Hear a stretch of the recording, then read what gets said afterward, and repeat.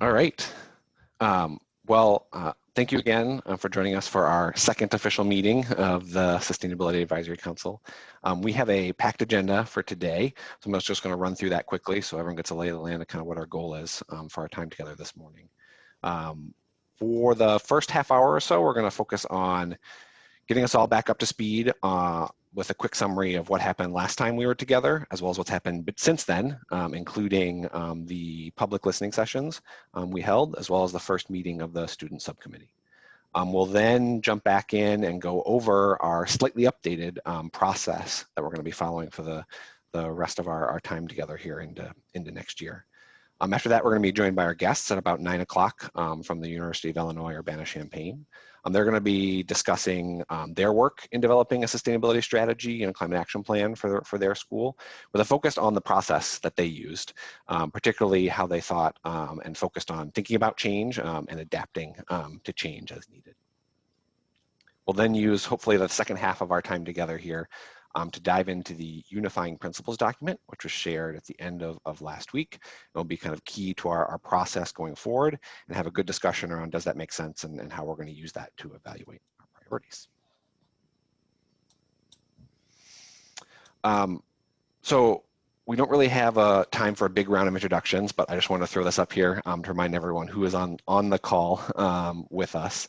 I also want to quickly thank everyone. I know scheduling is never perfect, so thank you for putting up with us rescheduling this meeting, and I know a few of you have to drop off early. Please feel free to just drop off whenever you have to. And we'll just keep on moving and keep everyone up to speed with the notes and the summary afterwards. And then last, as a kind of setup here, just a quick reminder of our ground rules for kind of this and future meetings. We ask that you do please share your video if you are able to and if you are comfortable. If you're not, for whatever reason, all we ask is that you're present with us in our time here together.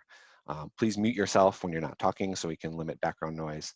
Use the chat feature and the raise hand feature as needed. We got a couple folks from our office monitoring both of those. And then most importantly, remember that our goal together here is to create a space where we're all comfortable sharing ideas and collaborating together. So with that, I'm going to dive into what is our first item on the agenda, just a quick reminder of where we're at and what happened last time we were together. With our meeting today, we were at kind of the end of what we thought of as the first chunk of our effort together, focus on the decision-making process. I acknowledge we'll probably always be kind of tweaking this process, but this is hopefully a big meeting to dive into that. Since the kickoff meeting last month, we've completed 3 public listening sessions, as well as put out a survey for those who are unable to attend a public listening session.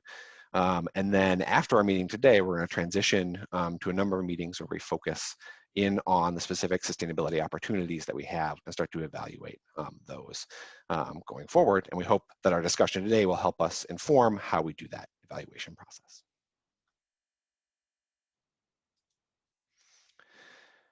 In our last meeting together, if you can remember, it feels like a world ago, but it was just a month ago at this point.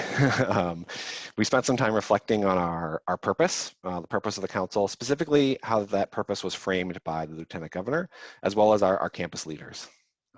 In that reflection time, we worked toward identifying some best practices that we'd hope to follow together as we do our work. And looking back on that, we grouped them in kind of 2 groups of best practices that came out in those small group discussions. One was how we want to think about the results of our work together. And so we noted that we want to make sure we're designing and thinking about flexibility, focusing on collaboration and looking for opportunities to create connections across campus, and thinking about accountability, excuse me, bringing in structures for accountability from the beginning of our time together. Excuse me. The other group of kind of big takeaways that we saw from our small group discussions was around our process and how we want to work together. What we discussed, we noted the importance of creating a safe space for all of these discussions, being very intentional about bringing under and unrepresented groups into our process. And that really goes along with a couple other things that came up, which is that we always want to be focusing on listening and being transparent in our process. And I think all of those together also means we need to be open and accepting of criticism throughout our work and our results. And then to cap all that off, we realize that even as we have to do all of that, our work is very urgent and very important. And so we can't let that necessarily slow us down in our approach and our goal to get some concrete strategy out of our work together. So, like I said, we had a packed agenda, so I'm running through this quickly. I will say that our second half, when we have our small group discussions and reviewing the unifying principles, is where we have a time to reflect on our best practices for working together, which is a nice way of me saying I'm not going to ask for questions or feedback at the moment. I'm just going to move on to the next, but say that there will be time at the end for us to reflect and comment on this. So with that, I'm going to hand it off to Deb, who's going to give a little summary of the listening sessions, how they were held, and the results of those. Good morning, everyone. So you did receive a document in the invitation for this meeting that included a summary for the listening sessions. As it says on the screen, there were 43 people, and we have the survey, which will remain open for people to respond. We'll leave it open pretty much indefinitely, probably till we do the next listening sessions to get feedback. There were these two big questions we asked. Imagine that UW-Madison is doing everything right when it comes to sustainability. Now it is 2035, what is different? And then in order to achieve the vision we just discussed, what are the most important sustainability priorities for the university to consider? The results of those conversations sort of fell into three buckets. One was process, one was about results, and one was about, and then the third was priorities, which we, if you notice in the document, I have been divided out by the 4 pillars that we'll be discussing over our next 4 meetings. I'm not going to go into a lot of detail about this. You can read it. It's not that, it's just a page long, a couple pages long, so it won't take a long time for you to go through it. But you know, but we did, you know, make sure that everyone was there. We had students involved. There was a very robust conversations in all 3 sessions. People had some really good suggestions, and it was for me to listen to people. The caring and concern that they have was what was probably the biggest takeaway for me in all of this. And you can read through to see all of the specifics about that. However, if you do have any questions, burning questions right now, we'd be happy to entertain those.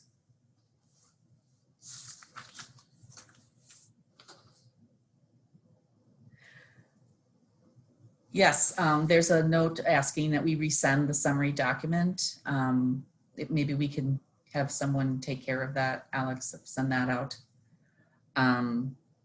And just, you know, very quickly, if you had, you know, if you thought about it. So if you looked at that document, what stood out to you and how might we use this information? Anyone have any thoughts about the listening session work that we've done? We want to make sure that we consider that. So you can raise your hand or put a comment in the chat.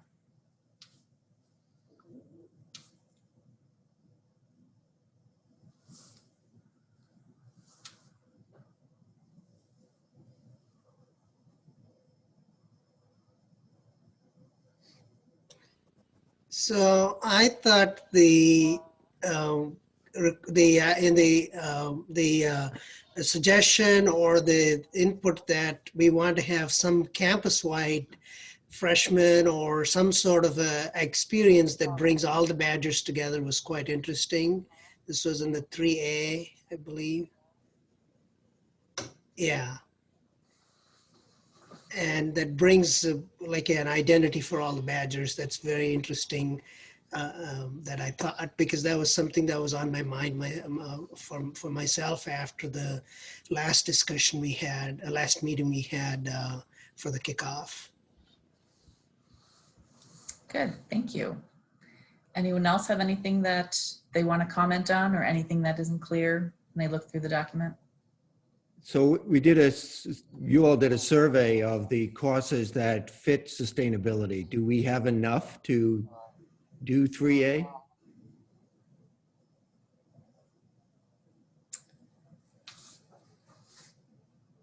I don't know that we can say that we do at this point. I think, you know, really I think what the 3rd section gives us feedback from the community that this group can use as they're determining priorities.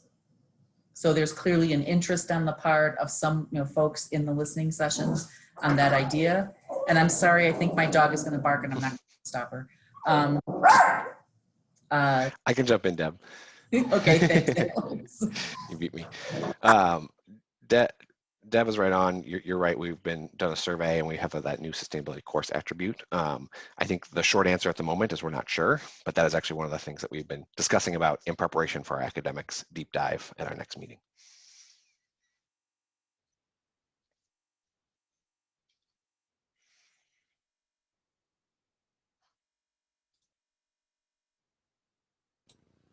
And I found that 2A was also interesting in terms of aligning incentives and things like that, because our campus being such a complex ecosystem, and particularly in difficult times like now, how do we align incentives to help people make different decisions? I mean, if we sort of, a lot of things we do, perhaps, along the sustainability, unsustainability spectrum, how do we nudge people towards the sustainability end?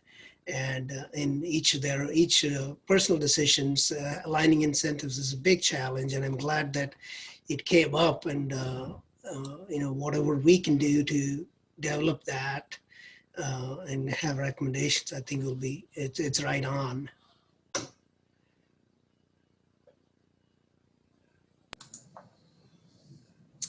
Yeah, so we want to think about how we design things to make it easy for people to use instead of resist. Any other comments or questions that you might have about the document? My observation was that 3B is really, from my perspective, the linchpin of success in everything else. So to the extent that we have an effective engagement strategy for the entire campus, it will help us be successful in the other priority areas. So, so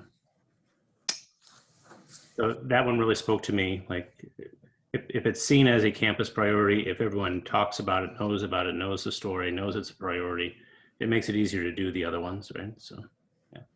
Yeah, thank you. Other comments? I thought I saw someone else ready to jump in. Just jumping off of what Mark said, not to go to kind of a PR campaign place, but in order to make the entire initiative understandable and create a sense of shared responsibility around it, being able to very clearly articulate what the outcome will be, not in kind of academic or research teams, but in more like publicly consumable campaign kind of, stop, drop, and roll kind of way. So I think being able to distill the great work and intention around this into something that is easily understood, consumable, and that people can buy into will be important to kind of carry the day. It seems like a superficial thing, but it's key, I think. Yeah. Thanks, Sarah. Yeah. Oh, go ahead. I was just following up on that. I think 3B, building that culture. I was glad to see that bullet item on the athletics area, because they are somehow our spokesman to outstate and out of the country. You talk about University of Wisconsin, first thing that people it comes to mind is Badgers, right? So if we have a brand name that's Sustainable Badgers or something like that, that expresses our culture, develop a culture and expresses across the board, that'll be a very, very powerful avenue for us to reach out beyond the boundaries of the campus here. Thank you. Any other thoughts or comments? This gets a little bit granular, but carrying that thought out a little bit, if you have the opportunity as this develops to do some testing, or even if it's just informal testing of concepts, ideas, and words, that might be helpful too. It's possible that whatever you go out with might not even include the word sustainable or sustainability, but wanting to capture what it is you're trying, what we're trying to achieve as a campus, zero footprint or something like that. Mm-hmm. Meet people where they're at. Yeah, thanks, Sarah. Any other final thoughts? Oh, this is Mo, and this might be a little in the weeds too, but I think the socialization, the culture piece is really important. So I'm going to just push that way a little bit. I also think it's going to be important in any communication and engagement strategy to consider how we do show those early wins and sustainable wins, you know, so that people really see what the work is and how we're doing.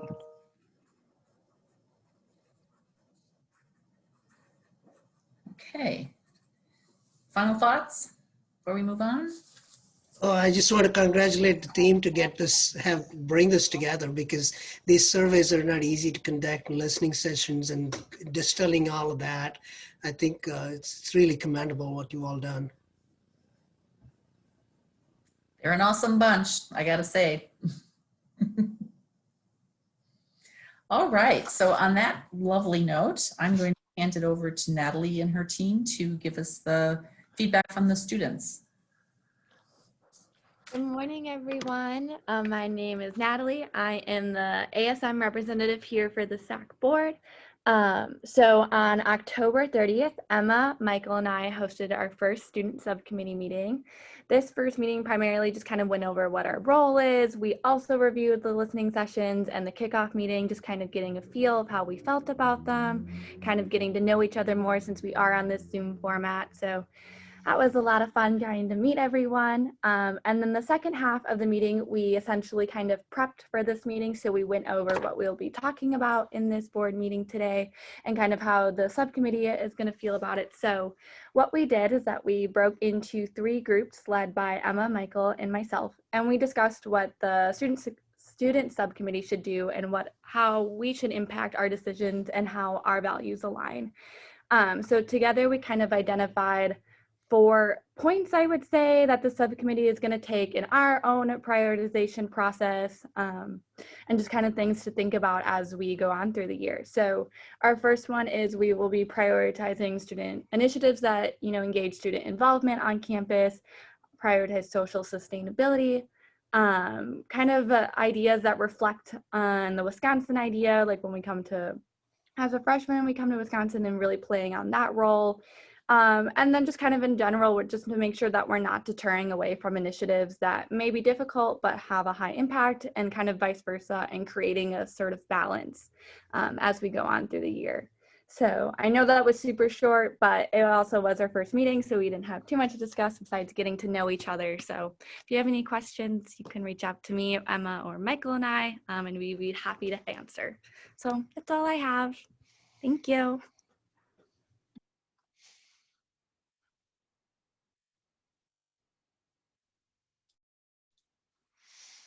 Thanks, Natalie. All right. Let me see if I can get my presentation working here.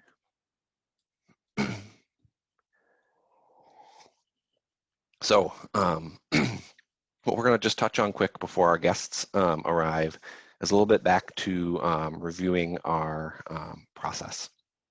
So at our last meeting, we kind of went over it pretty quickly, but since then, both we got the feedback at the last meeting as well as the listening sessions. So we made some slight tweaks to kind of how we think we're going to approach to respond to that. So I think I just want to set out some of our challenges that we're going to be facing as we work together, right? So I think if we truly want to live the best practices that we discussed last month, we are purposely creating, you know, some challenges for ourselves. We're going to be faced with many choices, lots of information to kind of help guide those potential choices. And again, recognizing the urgency of our work, probably not enough time to do it. So this kind of can lead to this mix of volatility, uncertainty, complexity, and ambiguity that at times can lead to stalling decision-making. Which is all just to say that we want to be really intentional in our process, because we hope that at least can help us push things forward while still realizing that we're going to build in time for reevaluation and reassessment as we learn things and as we get better working together going forward. So what is our current proposal on our process? So I think We've talked about this a couple times now, both in the pre-meetings and last time we were together.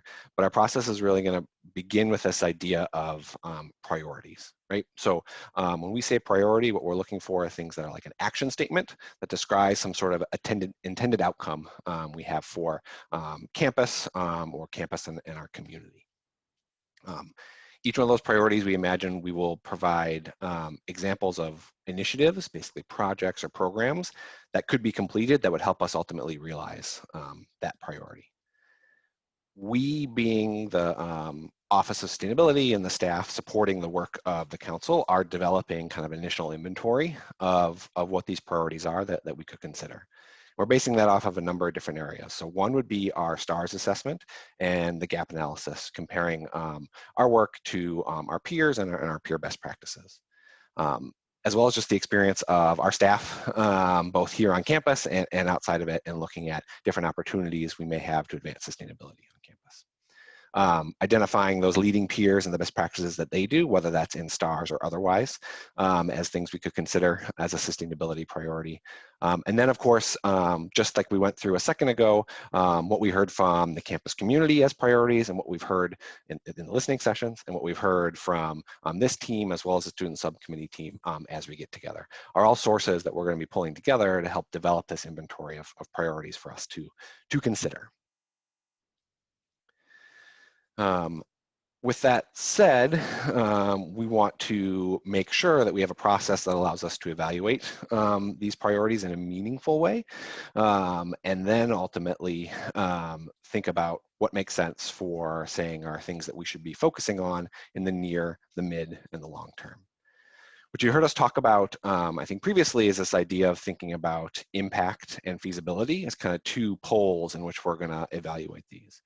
I think what we heard at the listening sessions, what we heard at the meeting last time, is to make sure that we don't limit ourselves from the beginning at this discussion, that we don't maybe approach this from a kind of limited resource mindset.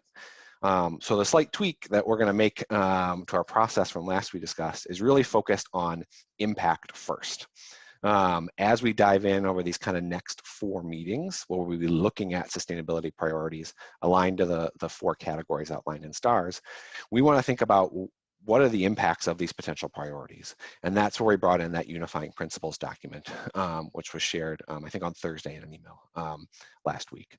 So we envision that over the next 4 meetings, we will be diving in and looking at and evaluating these priorities against the unifying principles.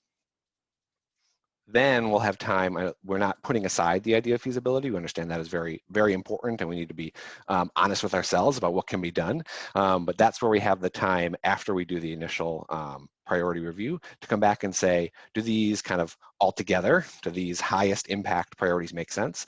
And which ones make sense for us to focus on in the near, mid, and long term? And what are those potential feasibility, constraints that we might have that would affect what we can do in the near, mid, and the long term?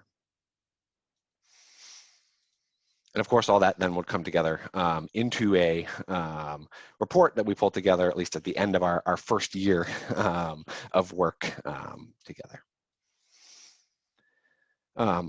We've got about a few more minutes before our guests arrive. I am just going to pause quick and return to STARS and make sure everyone has a good sense of how we're using STARS, not just in priorities, but also kind of structuring our work going forward. STARS, again, the sustainability tracking assessment and rating system, gives us a benchmark, right? So it gives us an opportunity to look at what peer best practices might be, as well as what good looks like, at least in terms of STARS' definition. So we'll be able to, coming into each one of the meetings, using each one of these 4 categories, say, how did we rate, and what did some of our high achieving peers rate and produce in these areas, as well as their what they've done from a best practice to help us align with potential priorities to consider. And so as STARS is set up in kind of 4 main categories: academics, engagement, operations, planning, and administration, we are going to structure our next 4 meetings in those 4 categories and focus in on those categories kind of one at a time.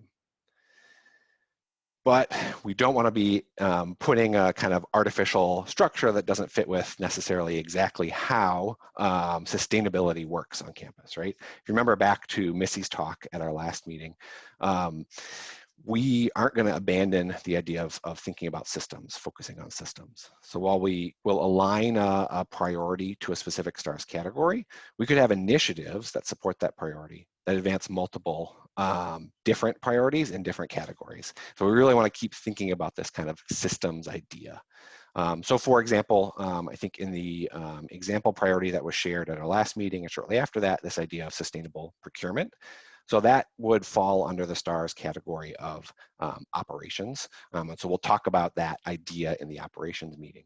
But there may be different initiatives that we would do that would advance sustainable procurement, but would also touch on kind of the other categories. So we could envision initiatives that talk about bringing courses or student research project in that evaluates our purchasing data or the impact of our purchasing processes, or new policies or recommendations around sourcing items for events and how you advertise what those items are at those events, or initiatives around better requiring and reporting on the impact of diversity supplier programs, for example. All of those would be initiatives that might fit other categories, just to show that we may talk about procurement and operations, but it really could, and all of these priorities should kind of have the potential to impact across all 4 areas. I think I saw that our guests had arrived. So I know we're throwing a lot at you here in the morning. So thank you for sticking with us through this. When we come back after our guests speak, we'll have an opportunity to reflect upon this process and particularly the unifying principles, as well and incorporate what we learn from our guests. So I'm going to hand it off to Missy and we will get going there. All right, first of all, thank you so much, Professor Khanna and Morgan, for joining us this morning.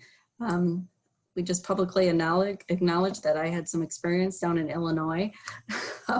It's honestly one of the reasons I wanted you to come and speak to our advisory council. So University of Illinois has been in this game for quite a while, and they've really embraced the evolution of this in a way that's been really successful for their campus. So I invited Professor Khanna, who is serving as the interim forgive me if I slaughter that, family director of the Institute for Sustainability, Energy and Environment. She is a distinguished professor in the Agriculture and Consumer Economics School, and she earned her MS and PhD from the University of California, Berkeley. And Morgan White is the Director of Sustainability and the Associate Director of Facilities and Services. And she has been at the core of U of I's sustainability program since its formal inception in 2008. Morgan earned her BS in Civil and Environmental Engineering and her MS in Urban Planning from the University of Illinois. I first met Morgan when she was presenting University of Illinois' first inaugural Climate Action Plan in 2010. And its evolution since then is quite impressive, and I'm really excited to hear what you've done. And honestly, I have quite a bit of envy for University of Illinois. But I invited them to speak to 2 items in particular really involving change, but I'm going to preserve the time for their contribution. So Professor Khanna and Morgan. Yep. Well, thank you, Missy. Thank you all for inviting us to speak about the journey that we have made and the evolution of a Sustainability Institute on our campus. Let me just I'll share a few slides just so that to give you more information, but Morgan and I sort of hope to talk for about 15 minutes and keep more time for discussion and to answer your questions to make sure we get to the information that you're looking for. Just a bit of a background. I've been on the Illinois campus for 25 years, and I've seen a number of different evolutions of an institute in the environmental area. I was actually hired in what was called the Institute for Environmental Studies, housed in actually the same building where I'm currently in the Institute for Sustainability, Energy and Environment that actually had tenured faculty as an effort to promote interdisciplinary research. The Institute floundered and was scrapped 2 years later. We've had a number of different efforts since then. And I think what we have come to now is, I think one of the more sustainable models for how we can actually have interdisciplinary research, education, campus sustainability, under one institute with these multiple functions. And, we've been in existence now for 7 years. So let me just share a few slides that'll kind of walk us through the journey that we have made, and happy to take questions at any time. This is just to kind of provide a little backdrop, but we don't have to necessarily go through the whole thing or spend time on all of the details. So it's just to give you a little context. And so, the immediate predecessor to the Institute for Sustainability was the Office of Sustainability that was at the campus level. Before that, we'd had, sustainability issues managed under FNS. We'd had some interdisciplinary educational programs under some units on campus. We had some research efforts under other units on campus. And so, in 2013, it was recognized that we need to bring all of these together under one roof and, one administrative structure. And that it was, we needed to go beyond only campus sustainability and a few interdisciplinary educational programs to actually see if we could promote interdisciplinary research on environmental issues as well. And so we've got a number of academic units, excellent coverage on environmental issues, but what we were lacking was something that would really be a place to foster interdisciplinary research across different units and so go beyond the walls of the departments to look at things that could be done in the intervening space. And so the Institute was founded with this threefold mission that was to facilitate interdisciplinary research, to provide a place for interdisciplinary educational and outreach activities, and also to implement sustainability on our campus. So I'll sort of talk through our research, how we're organized on research and education, and then Morgan will talk more about our campus sustainability efforts. So what one of the things that kind of stimulated all of this was the funding that we got from the Baum family, foundation, a grant for about $2 million or so that helped to establish this institute. And and so when we started our research program, we organized it into these 5 themes that focus on renewable energy, land, water scholars, sustainable transportation, and sustainable agriculture. And so, and we use that as a way to organize our the expertise on campus into these 5 different areas. Of course, there's a lot of overlap, you can imagine, between people who work on land issues and agriculture issues and so on. But nevertheless, they're primary sources of expertise, and the role, the idea behind doing it this way was also so that we could have this two-way interactions rapidly with scholars in particular areas. And so one of the things that is different about this institute as opposed to a lot of the other institutes that have been there on our campus or other efforts at sustainability on our campus in the research area is that we wanted to organize ourselves to be able to strengthen our capacity to go after external funding. It was recognized that funding is critical to be able to sustain our own efforts, and campus can provide seed funding, but we need to be able to use that seed funding to go after external funding. And so and in order to do that, we have to be able to engage the expertise on our campus to be able to nimbly respond to outside funding opportunities. largely federal sources and to some extent foundations and private sources. So in order to do that, we've got seed funding that we provide.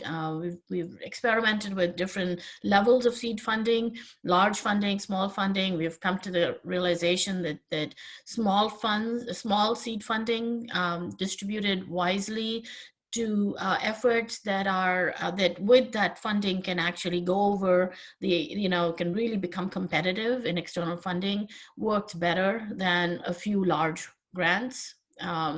So we do that, and again, this is only for research that is interdisciplinary and involves faculty from at least 2 departments, because we don't want to substitute for what can be done at a departmental level. We also provide funding for using campus as a living lab, and doing some campus sustainability projects, which can then be leveraged to provide data and sort of experience that can then be used for getting external grants. And so these, again, small initiatives. A lot of this is, we have geothermal research efforts going on.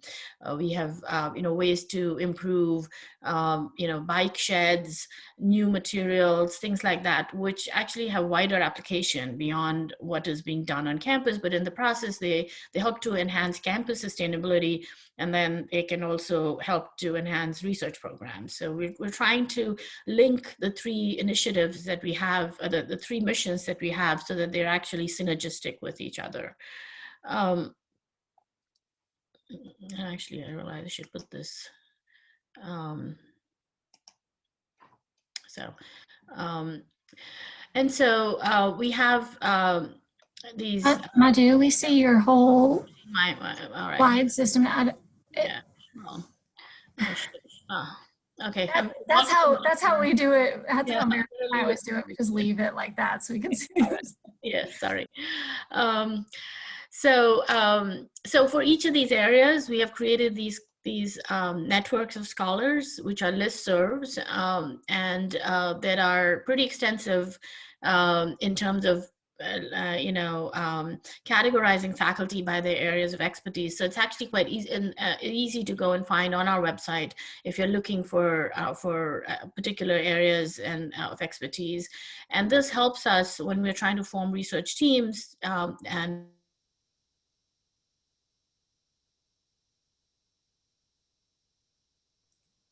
We lost your voice there. I think she locked up for a second. Madhu, we can't hear you. You're frozen. Does this happen to you guys all the time? It happens to us all the time. And I don't understand it, because sometimes it's working perfectly fine, and then all of a sudden it's like, it doesn't make sense to me because it's the internet. Think of it as like power. There? Pardon? Wasn't the internet invented there? We were definitely key instigators and the right to claim we invented it. I don't know who else has that right also. Oh, we lost her. Well, I've got the slides. Let me pull them up. Maybe while she's doing that, we can, assuming she'll jump back here, share my screen. Red oak green, there's our rain garden sculpture. So let me know if she gets back here and I will switch back. So to jump into the campus sustainability aspect, this part is about what are we doing on campus and what are we changing in our infrastructure and our facilities. And I'm located in facilities, and I'm joint funded by IC. They fund half my salary. And the IC leadership for campus sustainability is with Professor Kai, Jimin Kai. He's awesome. One of the things that he's very good at is being nice. So he's incredibly intelligent, but he's also really nice, which is very, very helpful when you're trying to do team building and bring in more people and get them to all support the efforts. What we are doing primarily is written into our ICAP, the Illinois Climate Action Plan. We update it every 5 years, and that's what I met Missy was when I was just doing sustainability back in 08, or I'm sorry, just sustainable transportation back in 08. And in 2010, we wrote our first ICAP, and I got involved then. It was kind of fun. The document was already written. I had contributed to the transportation section, and my boss said, here, make this happen. go facilitate it. So it's been entirely on the basis of influence. And I think that most sustainability groups are, we're talking with other people who make the decisions, and we are gathering and sort of channeling the community voice. So it's really important to have that voice. Done, and this was a development that came out of IC directly. So it started in 2014, and we've refined it a little bit. This is the current process. We call it Sustainability Working Advisory Teams. They are advisory, but they put a lot of work into that, right? Getting the right advice, gathering good information. We have these different topics, and each team has students, faculty, and staff, and they look at our objectives for that topic. Like we have one about using at least 140,000 megawatt hours a year of clean electricity. And so then the energy SWAT team looks at how do we make that happen, and what can we do? Let's enter into a wind power purchase agreement. And so they sort of make these recommendations up to a middle group that is chaired by Dr. Kai and co-chaired by Jimeng and I. And we have, again, there are students, faculty, and staff in that teams, kind of mid-management, people who understand how the university works, who've maybe been around there for a while, and student leaders and in sustainability groups. And then usually the recommendation will go straight to a department. And we've been building this, and we really are very careful to have had that conversation with the department ahead of time so that the recommendation is formed in a way that they can do it. Mostly they've been saying yes these days. When we first got started, we got a lot of, we would, but we don't have the money. Sometimes it's a bigger recommendation. It goes up to our higher group called the Sustainability Council. This has the chancellor and the provost, the deans of some major colleges, faculty, senate chair, student body president, and others. And this group is just meets once a semester. So that is where we took, for example, Solar Farm 2 for them to approve dedicating 50 plus acres on South Farms for a second solar farm. The whole process has a lot of feedback because we really want to make sure that it's open communication. That has been really made a huge difference. When we first got started, we didn't always let the SWAT teams know what happened later. So it takes work, but it's worthwhile. I think, did Madhu get back? Yep, I'm back now, Morgan, but okay. You finish and yeah. Okay, so one of the things that we did was we recently added a subgroup with the council that is going to have some of the folks who dig into the larger issues. So one example of a larger issue is green infrastructure for stormwater, rainwater, grounds maintenance, the parking department that has to be self-sufficient, and the utilities fees that everybody pays. They all go together, and they all have very different cultures of how they decide things. So that would be an example of something we'd bring to this task force for the Sustainability Council so that we could really talk through the details. So it's like the only 2 or 3 people instead of 12 or 15. And then we also added a section in our procedures document that is specific to the responsibilities of other units. So it used to just talk about these 3, and we've added a section about what the units are responsible for, because it really is for everybody, right? This is not just the sustainability team's responsibility. This is all of us need to be part of it. So as I said, the teams are students, faculty, and staff, we try to keep about an even amount. And one thing to recognize in here is that students are not going to talk unless someone calls them out, or if you're very, very active at bringing them into the conversation. They have a lot to say, but they're not used to interjecting at that second, and they are used to the authority of let the teachers talk. So we really have to sort of overcome that when you have those conversations with them. You see lots of great topics. We have at IC something that helps bring everyone across campus, whether it's a student group or someone working from home like I am, or like most of us are, and different offices that maybe aren't already involved, how they can join. And so there's a Green Office certification program, which was the first one. We added a Green Lab system. That one is actually on hold because we're making sure that safety is first. So we're looking at research safety, and we have a conversation ongoing about how to be safe and sustainable. It's very interesting how in the research world that does kind of conflict if you're not careful. Then just recently, last couple of years, added a greener chapter for those sororities and fraternities, have a green events program. RSOs is our registered student organization, so the student clubs, and most recently a green office, even if you're at home program, and so like a personal office, I guess.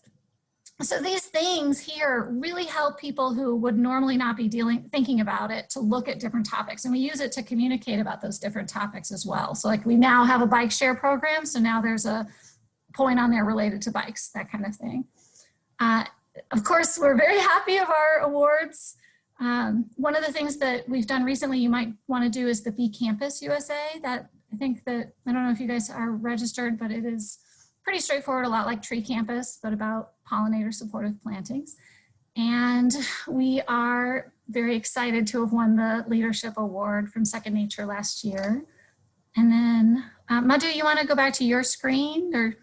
No, that's okay. Why don't we see if there are questions, and then, if not, I can go back and talk about our educational efforts, but if there are questions, we may be able to do those. Turn that off.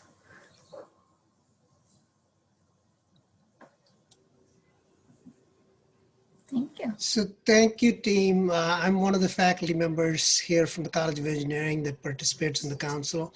I have a question regarding the genesis of your program with this $2 million family donation. Can you talk a little bit about the background of how it came about with the development office, university, and the stakeholders?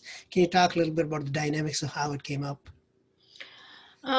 Yeah, so this is there's a Baum Family Foundation that is very passionate about, environmental issues and investing in universities. I'm not quite sure exactly, who approached who first, but they initially, what it started as a smaller environmental change institute that brought together faculty leadership from three different, from the Law College, from the College of Agriculture, and from the business school to form this institute that would basically sort of be an umbrella for some of the research in the environmental area. But it was limited in scope and it didn't have sort of a specific way for expanding upon that initial funding to be able to be a self-sustaining, financially self-sustaining model for promoting research in this area. And so that, they did workshops and newsletters, things like that, but there wasn't a model for how do we grow it. And but there was a lot of interest on our campus to do interdisciplinary research and to have an institute that promoted it. And so so we had a chancellor at that time who took all of that into consideration. There were lots and lots of meetings on campus and really at the grassroots level and trying to get ideas, town halls and things like that, to get ideas on what this institute should look like and what its function should be.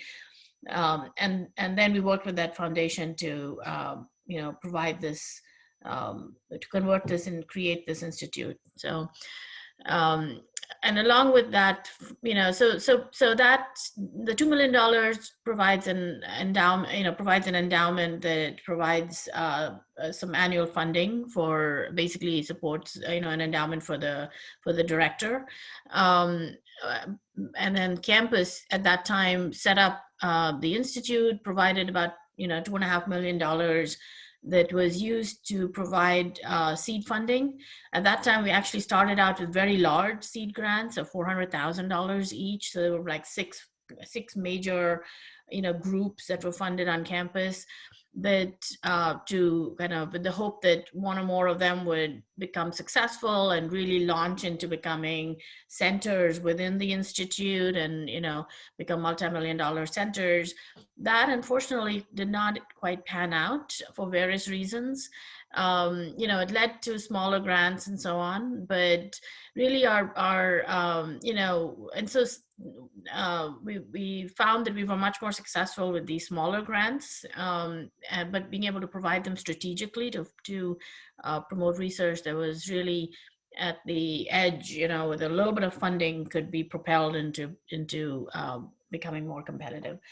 And then our biggest major grant was, that we submitted out of IC, or, that was led by the director of IC, my predecessor, Evan DeLucia, was for a $125 million bioenergy research center to the DOE, which got funded at $115 million. So, so that has sort of really shown that this model can work, and improved our standing on campus enormously.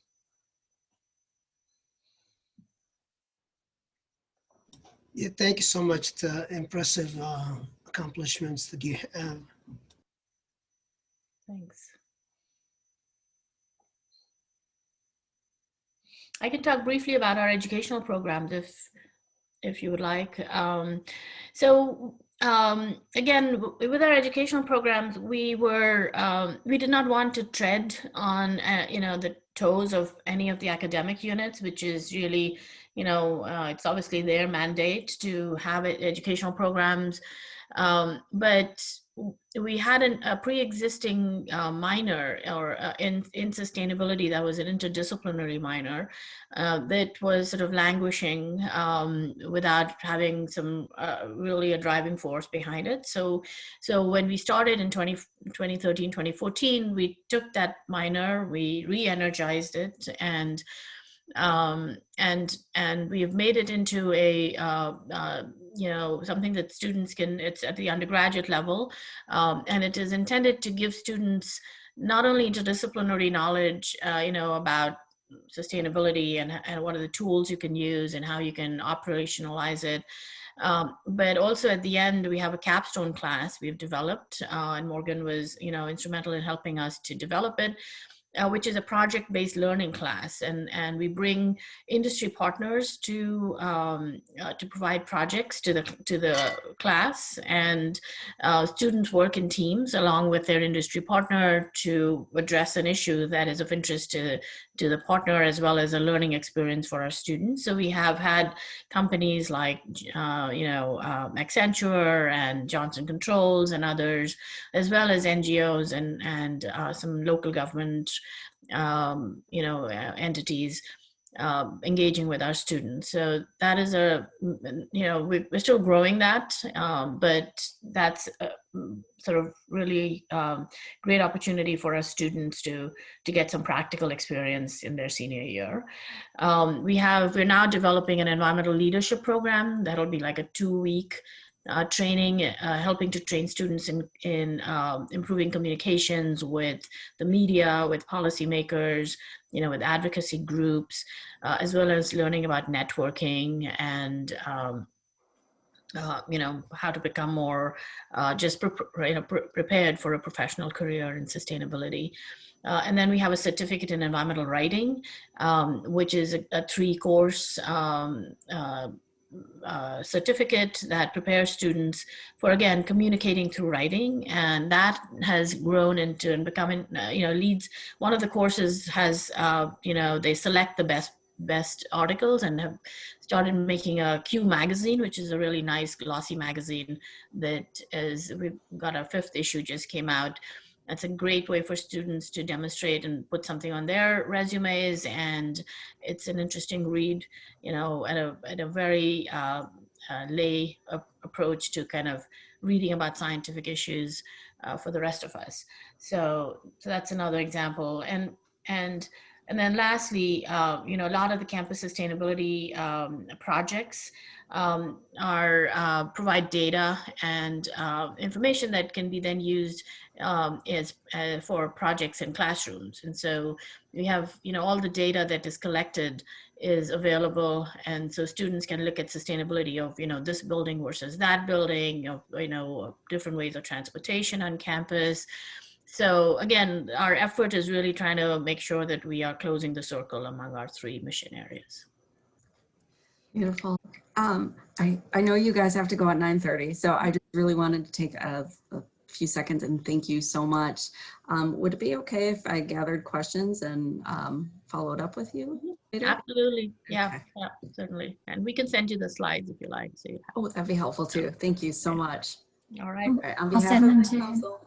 Thank you. Thank you, Morgan. Nice to see you again. Thank Good you. to see you too. Bye, everyone. All See you right. later.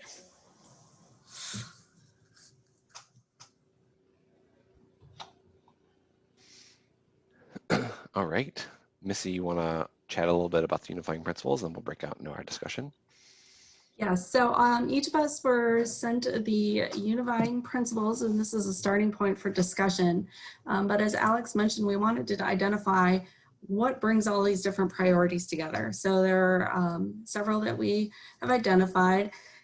I'm just going to read them real quickly so we can get into our discussion point, and then you can distill them on your own. But obviously we want to align with the university's strategic vision, right? Our higher education mission, which obviously focus on education and our research enterprise.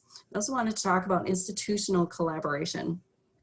And this goes to that systems approach, right? We really want to talk about what we're doing and leverage not only inter-institution, but our intra-institutional opportunities. Equity, inclusion, and diversity. I see a huge opportunity. My mouse won't move, sorry. Oh, I keep trying to move the one on the screen and it's Alex's. Ecosystem services, and we're talking about regenerative ecosystems in this regard. Public health and wellness. I personally think UW has a unique niche in this opportunity that most other institutions are not taking advantage of. So I'd really like to think about that in a holistic perspective. Graduate preparedness. Obviously what we produce is our graduates, and our real strength is in the influence that our graduates expend throughout the world, as well as our research enterprise. Fiscal responsibility, it would be remiss of us not to fully comprehend and acknowledge the limits of our budgets. Research and reputation. We are an R1 institution. We are constantly working our way up that ladder. We've lost some ground in a few years. This may be an opportunity for us. And innovation and technology. With regard to our research enterprise, a lot of what sometimes gets missed is that opportunity to actually transfer technologies and applied solutions in the real world. And I was going to give a brief example of one of the areas that we look at and we actually score really well is in community engagement. So when I was trying to give examples that relate to a systems approach. So when you look at a community engagement, if we were going to rate this against these unifying principles, we look at public service. And so 83% of our students report volunteer experiences. When we look at graduate preparedness, employers overwhelmingly prefer applicants with volunteer activities. A 2016 study by Deloitte showed that 82% of interviewers prefer applicants with volunteer experience, and 92% of those interviewers said that it helps to build leadership skills. So that's a really good alignment. It's also community engagements reflected in our Peace Corps program. Badger volunteers, our student athletes are required to do community service. And obviously the mortgage center, so we bring that in. It is the epitome of the Wisconsin idea. And then when we look at education, we have our community-based learning course attribute. Since 2011, the institution has had a service learning course attribute mirroring and possibly informed by Barbara Jacoby's model of service learning. It includes the critical considerations for student reflection and community partner involvement in the process. And that has directly contributed to our Carnegie Community Engagement Classification. So there are lots of ties to the systems approach again. And then community relations. So Brenda Gonzalez's office expanding on the work of all of her predecessors and leveraging all the existing community connections that happen throughout our schools. I talked really fast because I'm being conscientious of time. But if we want to move into some of these small group discussions, so we can start applying some of the stuff I just threw at you really quickly, and to incorporate some of the ideas and processes that we've seen or heard from Professor Khanna and Morgan. I seem to have lost my video feed. All right, are we ready to tackle? Okay, thanks, Missy. I'll let you figure out what's happening with your video. We're going to break into two smaller groups. We're going to use the focus conversation process, which I believe we talked about both at our last meeting and in the orientation meetings that Missy and Alex had with you all. So the questions, what is missing from the unifying principles? What is it necessary? What isn't necessary?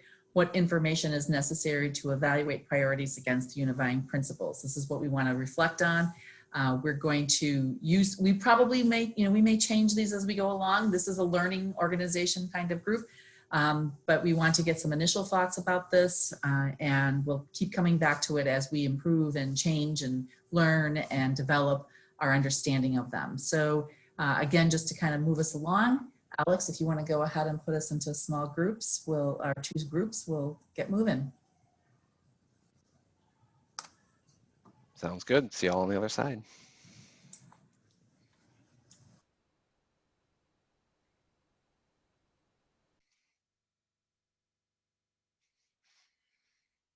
Deb, you are muted. I guess you remute when you come into the big room, huh? Okay.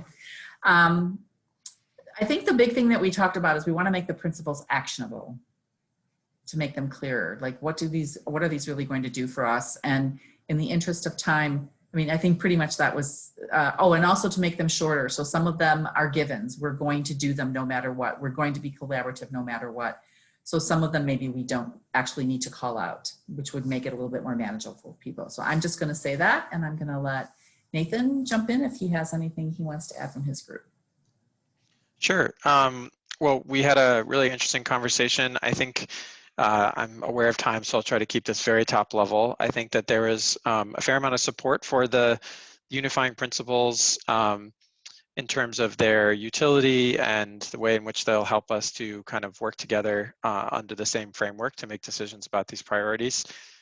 There was a few kind of semantic and kind of definitional questions around the unifying priorities.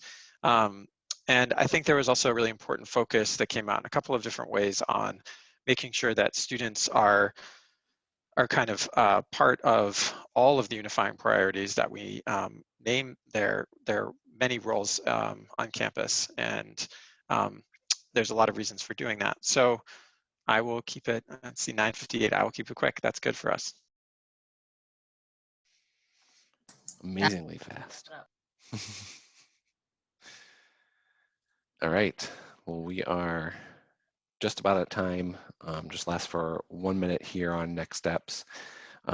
We have our last meeting this year in December. So between now and then, as Deb had said, the survey is still open. So if you have stakeholders who are interested in what their voice heard a part of this process, please direct them to our website. The listening session page has a link to the active survey as well as a link to sign up if they're interested in getting updates on our progress and other opportunities to get their voice heard.